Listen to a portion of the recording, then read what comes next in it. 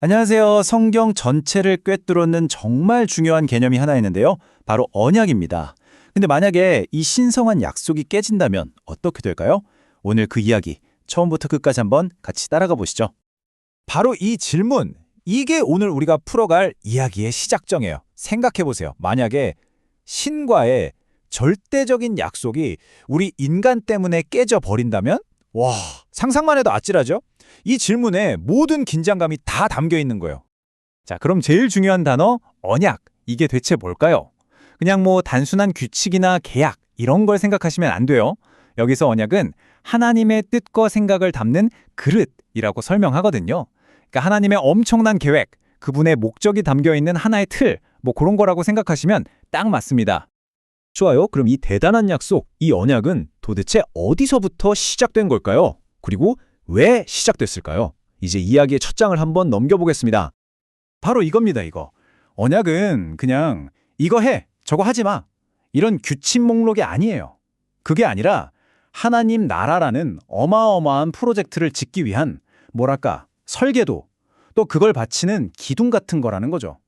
그러니까 단순한 명령이 아니라 정말 위대한 건축을 위한 청사진이었다, 이 말입니다. 이 언약이라는 게 가만히 있었던 게 아니에요. 역사를 따라 쭉 발전해 왔는데요. 보세요. 아담으로 시작해서 노아, 아브라함으로 이어지다가 마침내 예수라는 한 인물을 통해서 그야말로 정점을 찍게 됩니다. 시대가 흐르면서 언약의 내용이 점점 더 뚜렷해지는 게 보이죠? 자, 그런데 여기서 이제 이야기의 핵심 갈등이 퍼져 나옵니다. 처음 맺었던 이 약속에 정말 큰 문제가 생겨버린 거죠. 그게 뭐냐? 바로 우리 인간이 그 약속을 지키지 못했다는 겁니다. 여기서 우리가 딱 두 가지의 언약을 구별해야 하는데요. 첫 번째가 행위 언약이에요. 이건 말 그대로 인간의 완벽한 순종, 즉 행위에 기반한 거였죠. 이거 해라, 저거 하지 마라, 뭐 이런 식이었어요. 근데 인간은 실패했잖아요? 그래서 두 번째, 은혜 언약이 등장하는 겁니다. 이건 우리의 행위가 아니라 전적으로 하나님의 약속, 그리고 그걸 믿는 믿음에 기반하는 거예요. 그리고 결정적으로 우리를 대신할 누군가를 통해 이루어지는 거죠. 그러니까 핵심 문제가 바로 이거예요. 우리 인간이 우리 힘만으로는 첫 번째 언약의 조건을 도저히, 정말 도저히 지킬 수가 없었던 겁니다. 그럼 약속이 깨졌으니까 어떻게 되겠어요? 당연히 그에 대한 대가, 그러니까 페널티가 필요해진 거죠. 인류 전체가 스스로는 절대 갚을 수 없는 엄청난 빚을 지게 된 거나 마찬가지예요. 바로 이 막다른 길에서 이 깨어진 약속에 대한 궁극적인 해결책이 등장합니다. 그게 바로 대속이라는 개념인데요. 쉽게 말해서 누군가가 내 빚을 대신 갚아주는 거예요. 이 대속이라는 게 어떻게 작동하는지 그 논리를 한번 간단하게 네 단계를 쪼개볼게요. 자, 첫째, 약속이 깨졌죠? 둘째, 그래서 대가를 치르게만 했어요. 셋째, 바로 그때 누군가 대신 나타나서 그 빚을 다 갚아버립니다. 그리고 넷째, 그 덕분에 깨졌던 약속이 마침내 완벽하게 이루어지는 거죠. 간단하죠? 이게 좀 복잡하게 들릴 수 있는데 정말 기가 막힌 비유가 있어요. 한번 들어보세요. 우리 아이가 실수로 옆집 유리창을 깼다고 생각해보세요. 어떡해요? 근데 그때 부모인 내가 나타나서 그 값을 싹 다 물어주는 거예요. 잘못은 분명 아이가 했는데 내가 대신 갚았으니까 아이는 어떻게 되죠? 그 책임에서 완전히 깔끔하게 자유로워지는 거죠. 딱 그런 그림이에요. 바로 이때 부모가 대신 내준 그 돈, 그걸 뭐라고 부르냐? 바로 대속물이라고 하는 겁니다. 내가 도저히 갚을 수 없는 빚, 내가 감당 못할 벌에서 나를 자유롭게 해주려고 누군가 대신 치른 값, 이게 바로 대속물이에요. 이 개념을 모든 이야기의 판을 뒤집는 겁니다.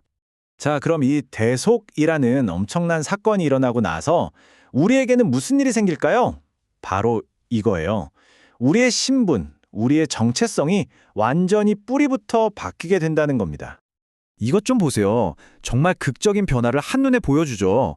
전에는 우리가 율법 앞에서 늘 빚진 사람이었어요. 빚쟁이였죠. 그런데 대속 이후에는요? 하나님의 자녀라는, 와, 이건 뭐 완전히 새로운 신분을 얻게 되는 거예요. 그냥 상태가 좀 나아진가 아니라 존재 자체가 바뀌는 겁니다. 이게 다가 아니에요. 율법을 대하는 우리의 태도도 바뀌어요. 예전에는 율법이 그냥 바깥에서 나를 억누르는 규칙이었잖아요. 근데 이제는 그게 아니라 마음에 새겨진 내 안의 원리가 된다는 거예요. 그러니까 이거 지켜야 되는데 하면서 억지로 하는 게 아니라 정말 마음속에서부터 따르고 싶어지는 거죠. 내적인 동기가 생기는 거예요. 자, 그럼 지금까지 우리가 따라온 이 모든 과정들, 이걸 다 합쳐보면 뭐가 보일까요? 드디어 이 모든 이야기의 최종 목적지가 드러납니다. 그게 뭐냐? 바로 하나님 나라를 건설하는 것입니다. 여기서 아주 명확하게 짚고 넘어가는 게 있어요. 우리가 흔히 생각하는 구원은 끝이 아니라는 거예요. 그건 진짜 프로젝트를 시작하기 위한 자격 같은 거라는 거죠. 언약의 진짜 최종 목표는 나 한 사람 구원받는 데서 끝나는 게 아니라 그걸 넘어서서 신성한 국가, 바로 그 하나님 나라를 함께 만들어가는 데 있다는 겁니다. 그렇다면 이제 새로운 신분을 얻은 우리의 역할은 뭘까요? 첫째, 더 이상 빚진 사람처럼 쭈그러져 살지 않고 당당하게 하나님의 자녀로 사는 거예요. 둘째, 하나님의 법을 내 마음의 나침반으로 삼는 거죠. 그리고 가장 중요한 거, 하나님 나라를 만드는 그 엄청난 프로젝트의 동역자로, 파트너로 적극적으로 참여하는 겁니다.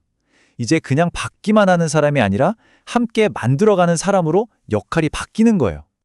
이 길고 긴 언약의 여정의 꿈꾸는 최종 그림, 그 궁극적인 관계를 이 한 문장에 딱 보여주는 것 같아요. 나는 그들의 하나님이 되고 그들은 내 백성이 될 것이다.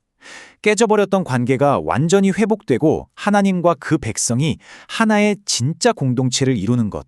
야, 이게 바로 언약이 그리는 마지막 모습인 거죠. 자, 그럼 이 모든 이야기를 듣고 난 지금 우리 스스로에게 마지막으로 이 질문을 던져봐야 할 것 같아요.